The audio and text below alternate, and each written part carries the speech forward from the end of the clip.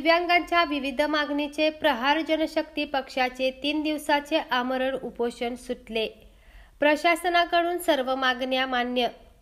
पूर्णा येथील दिव्यांगाच्या हक्काचा 5% निधी वाटप, दिव्यांग निराधार परित्यक्त्या व विधवा भगिनींसाठी घरकुलामध्ये प्राधान्य मिळावे, ग्रामपंचायतचा 5% दिव्यांग निधी खर्च न करणाऱ्या ग्रामसेवकावर कारवाई करावी, तसेच दस्तापूर येथील MRGS व घरकुल घोटाळ्याची चौकशी करावी या मागणीसाठी दिनांक 18 सप्टेंबर 2024 पासून पूर्णा पंचायत समिती कार्यालय समोर प्रहार जनशक्ती यांच्या वतीने पदाधिकारी व दिव्यांग व निराधार बंधू भगिनींचे आमरण उपोषण पंचायत समिती पूर्णा येथे प्रहार जनशक्ती पक्षाचे तालुका प्रमुख शिवहार सोनटक्के, पवन जोगदंड, सिद्धेश्वर अगलावे, सर्कल प्रमुख विठ्ठल जोगदंड, बाबाराव देशमाने, रामभाऊ गाडेकर, प्रकाश शिनगारे, उत्तम सोळके यांनी आमरण उपोषण सुरू केले होते।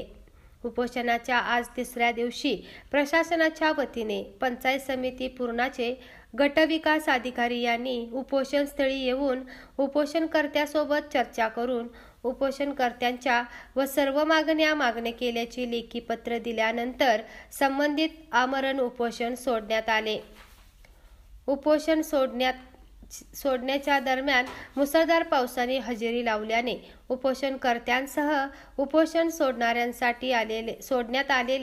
सोडण्यासाठी आलेले अधिकारीही पावसात चिंब भिजले। उपोषण स्थळी मोठ्या प्रमाणावर दिव्यांग, विधवा, परित्यक्त्या भगिनी, निराधार उपस्थित होते। यावेळी पोलीस प्रशासनाने मोठ्या प्रमाणावर बंदोबस्त लावला होता।